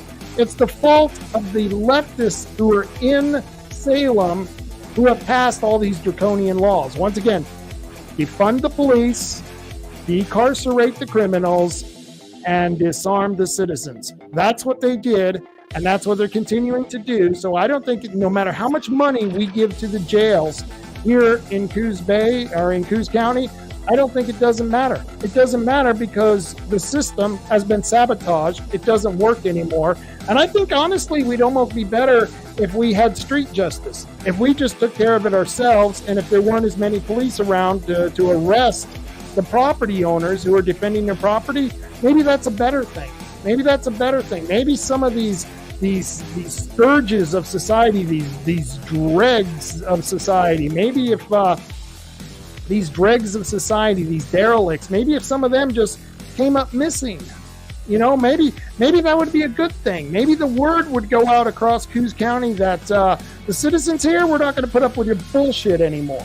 We're not going to tolerate you stealing from us. We're not going to tolerate you from dirtying up our streets and our public lands. And if that means that, and dare I say it, maybe some vigilantism has to happen, well, maybe that's better to have vigilantism or street justice than it is to have a sabotaged justice system that basically penalizes the good guy and it defends the bad guy. We don't want to defend the bad guy. We don't want to they have rights, but we don't want to prop up and give them special rights. And that's what they have done here in the state of Oregon. They have put the criminal above the average citizen. The law-abiding average citizen has now been demeaned, and the criminal has been elevated. And this was done on purpose. Why? Because they got to destroy our government, and the only way to do that is to cause chaos. And out of this chaos, they think they can create a better government, and in the form of what? China? In the form of what? Russia? It's going to be a communist, collectivist crap hole, and I'm going to fight against it. And I'm going to fight against any more tax increases. I don't care if it's state, federal, local. I'm against any more taxes. I'm taxed enough already, and I bet you feel the same way about that. And so the Unity Rally. So you're not going to believe this. This is happening, let's see, August 18th. This is the day after that League of Women Voters event. And this is happening in Roseburg, and I hope all of you can come out and support these patriots in Roseburg, this is a unity rally. We're calling all patriots to Roseburg on the 18th so that we can stop the recall of the patriots in the Roseburg Republican Party. That's right. The Roseburg Republican Party, they have decided that since these patriots allowed me to come and speak at a meeting, that they should be penalized and recalled off the Central Committee and off the positions that they hold on the Central Committee, just because they talked to me. That's what a bad guy I am. I am such a bad person that you can't even talk to me. If you're part of the Republican establishment, you hate my guts. Why? Because I speak the truth, or at least the truth the way I see it. And they don't like that. They don't like that at all. And so therefore, they're going to try to do everything they can to get rid of other patriots. And I'm going to be there. I'm going to be there on the 18th. And I think I may bring my bullhorn. I'm telling you, it's one of those situations. I think it's absolutely disgusting what they're doing to my friends who have stood up and have stood their ground for free speech, because it's not the fact that they had me come and talk to them. It's just the fact that they defied the establishment, the Republican establishment. And you know what? And excuse my language here. I know this may upset a couple of you out there, but fuck the Republican establishment. Go fuck yourself, okay? That's all I've got to say to the Republican establishment. We're not going to put up with your bullshit anymore. And so I'm asking all you patriots, please come out to Roseburg to the Unity Rally on the 18th. Ben Edel's going to be there. Todd Vaughn's going to be there.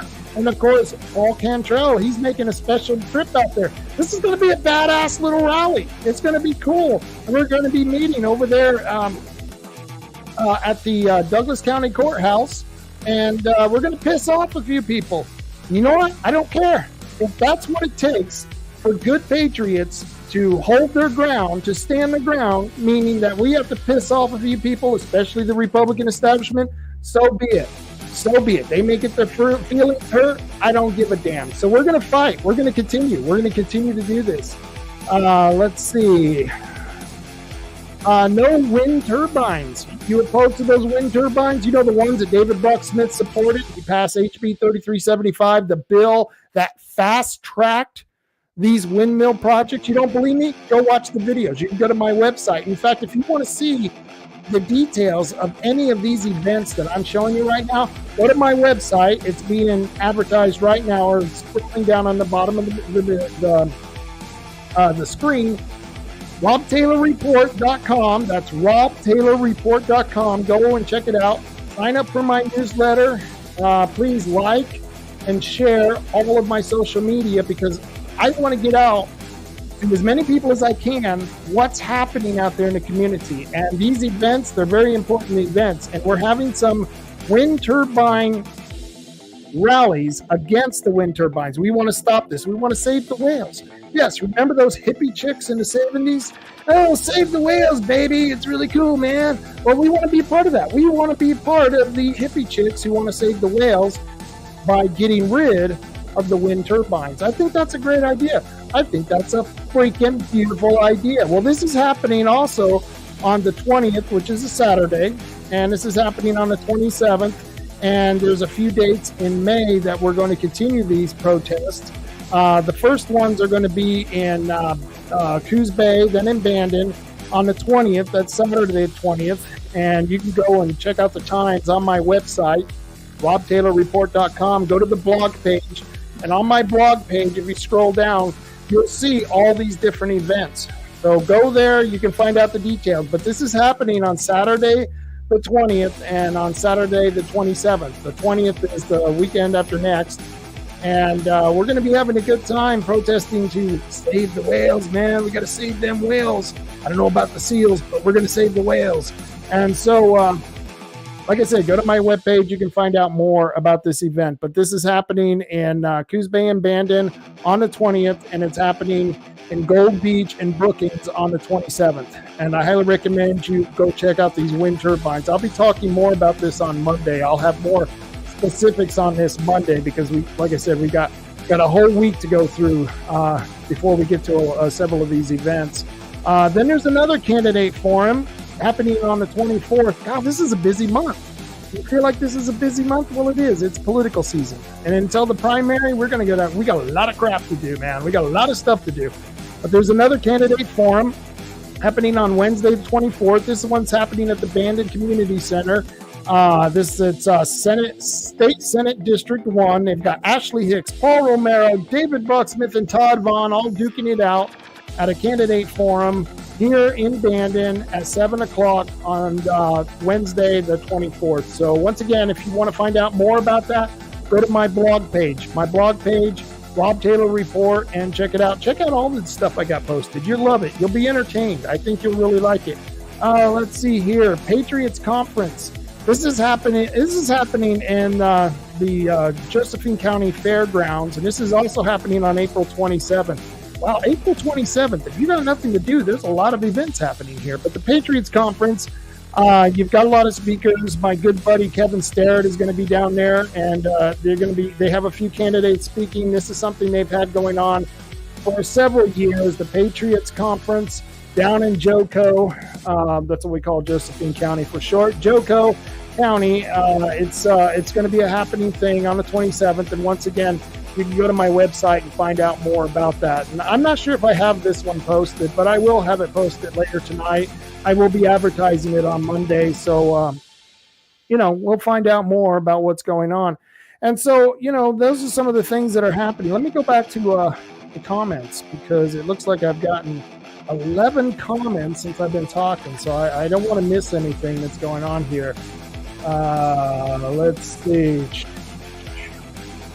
Let's go to Nunya Business. What does he have to say? Your average taxpayer is not going to notice any improvement in their lives as a result of these never-ending property tax increases. They already get nothing for their money. That isn't corrupt? Yeah, that is absolutely corrupt. I totally agree with you. Let's see. Oregon Outlaw 2000. I'm with you. That's Nunya, not Nunta. No more property taxes. We will fill the jail, and they will just send us more criminals. I agree with you. They will. They will just send us more criminals. Why? Because they're trying to destroy our society. Let's see. Heaven Taste. She says, Rob, they hate a lot of us who stand for truth. I am on their crap list too. Well, there's a lot of good company on their crap list. Heaven Taste. Well, I hope I'm pronouncing that right. Whatever. Nunya Business, he's got another comment here. He says, yep, the Republican establishment has been totally captured. Yes, it has. It has been totally captured. But that's all right. That's all right. We're going to seize back the Republican Party. That's my goal. I didn't just switch to become a Republican just to screw around here. No, I switched to become a Republican so I could take back the damn party. That's right. And I know a lot of you are with me on this one. And I've convinced a lot of people to stay with the Republican. I had several friends who were going to leave the Republican Party because they were so ticked off about the establishment and what they were doing. I said, no. What we're going to do is we're going to sign up to be precinct captains. We're going to sign up to get involved with all this stuff, and we're going to take over the party. And if that means we have to have our own meetings at the same time they're having their meetings and create a parallel party to not another party, but another group of Republicans, if we have to do that so that we can get enough precinct captains so that we can take over the local Republican parties, that's what we're going to do. And I don't mind telling them, because there's not a damn thing they can do about it. They can't stop us. They cannot stop us. We are going to take over. The Patriots are going to win this.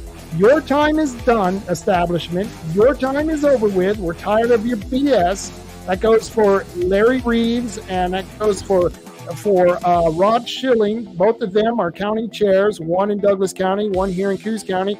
And I used to be friends with Rod Schilling. I don't know what happened to him. All of a sudden, he's got his head up David Brock Smith's ass. And I don't know what he's smelling up there, but it ain't good.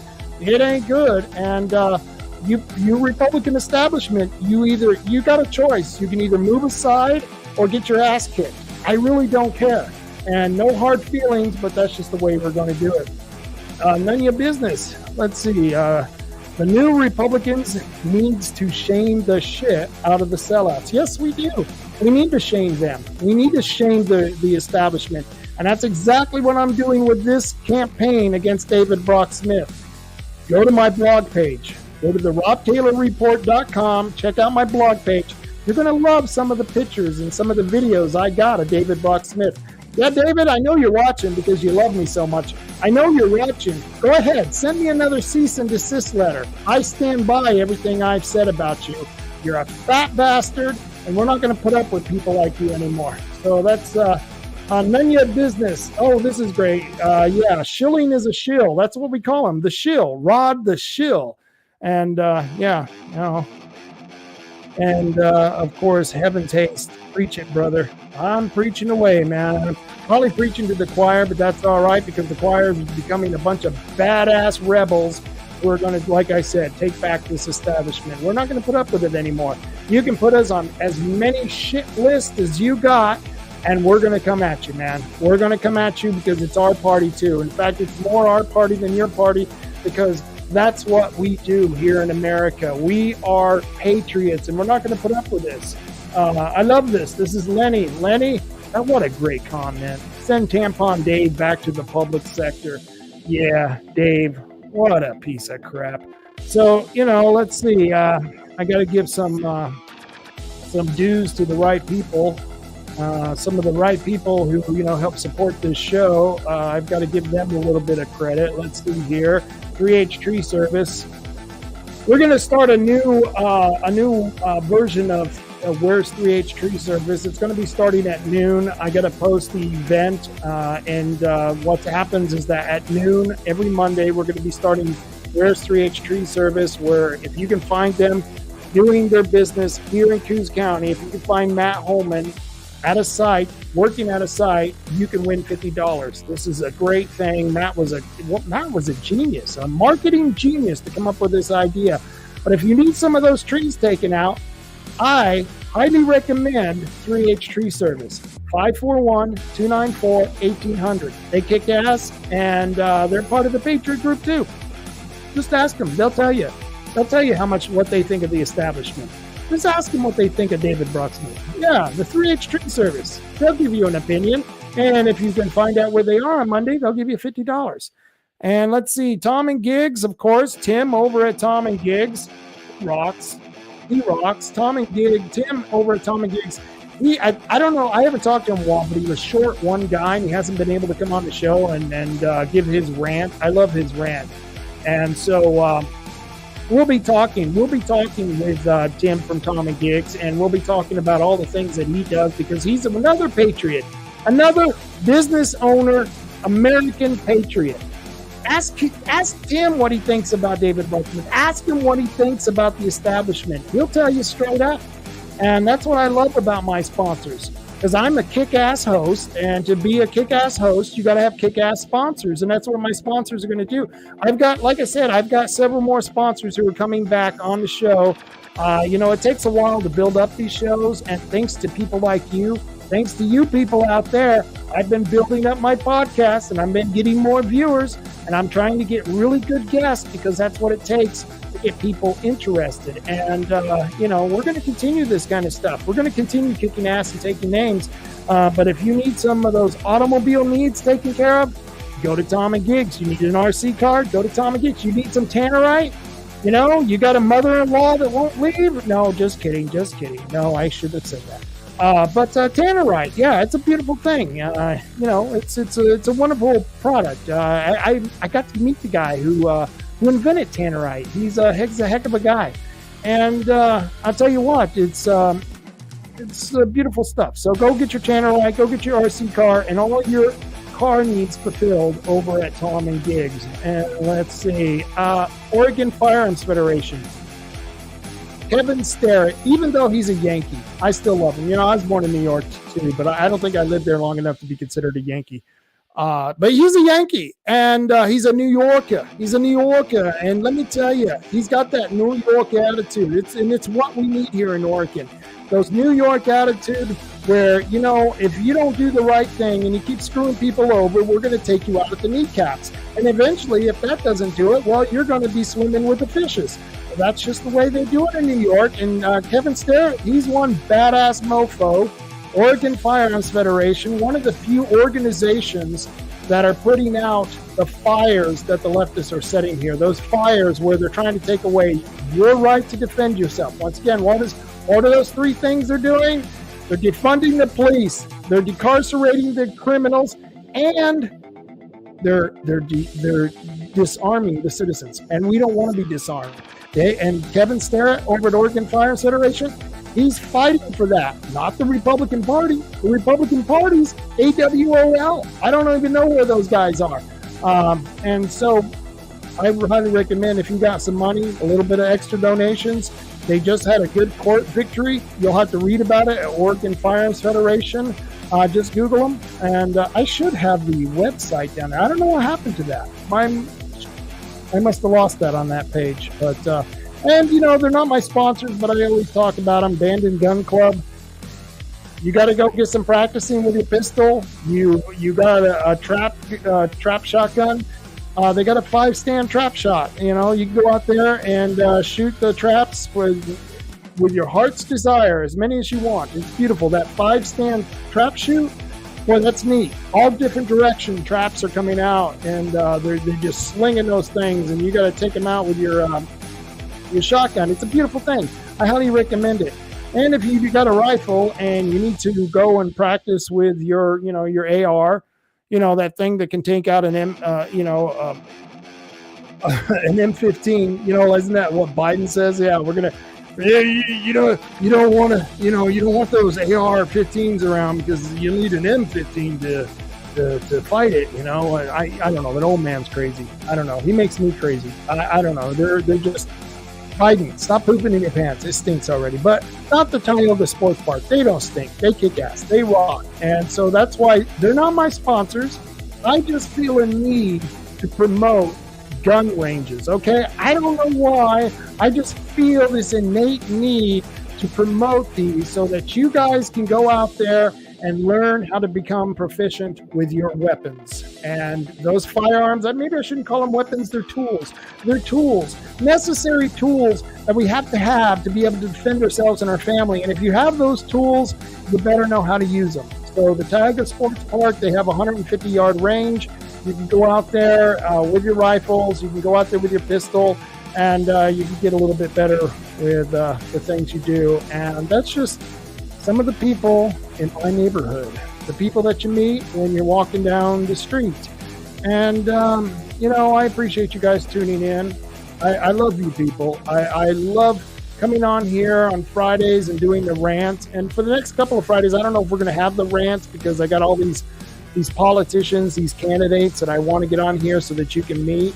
And sometimes I don't, I just don't always talk single issue subjects. I wanted James to come on here, and I gave him an interview where maybe you got to meet the person, and you got to meet James, and you got to see who he was and figure out what he was really about, because I'm pretty impressed with the guy. I think that he's the type of legislature we need. So, yeah, please, if you can, give James Hieb as much support as you can. And on Monday, I'm having Libertarian presidential candidate on, Michael Rectorwald. He was a former Marxist from NYU, and I'll tell you what, he's really kick-ass, and he's very interesting. He's a former Marxist, so he can tell you exactly, what the Marxist agenda is. And we're going to be talking about that. We're going to be talking about his campaign. And I wish the listeners could call in. Yeah, I wish the listeners could call in too. I'm looking at trying to find a way to get an alternative phone number, and I possibly am working on a way. I'm not sure how I'm going to do it, but I'm going to try to figure out how I can get people to call in without giving out my cell phone number. I haven't figured out how to do that without actually getting a second line, and getting a second line is kind of expensive. I'd have to get like 10 more sponsors to sponsor the show to get that second line. But yeah, I think it would be a good idea. I'd like to have more of you call in. That's one of the few things that I miss being on the radio, is having people call in and give their opinion, because I love talking to people. I love finding out what people think. That's just that's why I do this. And so yeah, I don't know. We'll work on that. I'll see what I can do. Once again, catch me on Monday at 3:00, and next Friday at 8:00. We're changing the time. There's this group called the Oregon Fight Club, and they have their own Rumble channel, and I think they are on Rumble. Yeah, I think they're on Rumble. And they do their own live stream, and I don't want to interfere with their live stream. And so we kind of worked it out where they'll be on at 7:00. They usually wrap up within 30 or 40 minutes. And then you can tune into my show at 8:00. They're going to be called Friday Night Rave. And mine, of course, is the Friday Night Rants. So that's right. We're going to be ranting and raving every Friday night for your viewing pleasure. So I highly recommend go to Rumble, just type in Oregon Fight Club. It will take you to their page, and you'll see tonight's video. Go check out tonight's video if you didn't watch their video. And if you ever want to catch my videos, it's all the replays you can catch on Rumble, YouTube, and check it out there. And so we're going to work with each other, because that's what patriots do. They're good people, and I want to be good to them, because I think they're kick-ass. Like me, they're kick-ass. And so please tune in Monday and tune in on Friday at 7:00, and keep tuning in. And until the next time I see you, folks, carry on, Coos County. Carry on.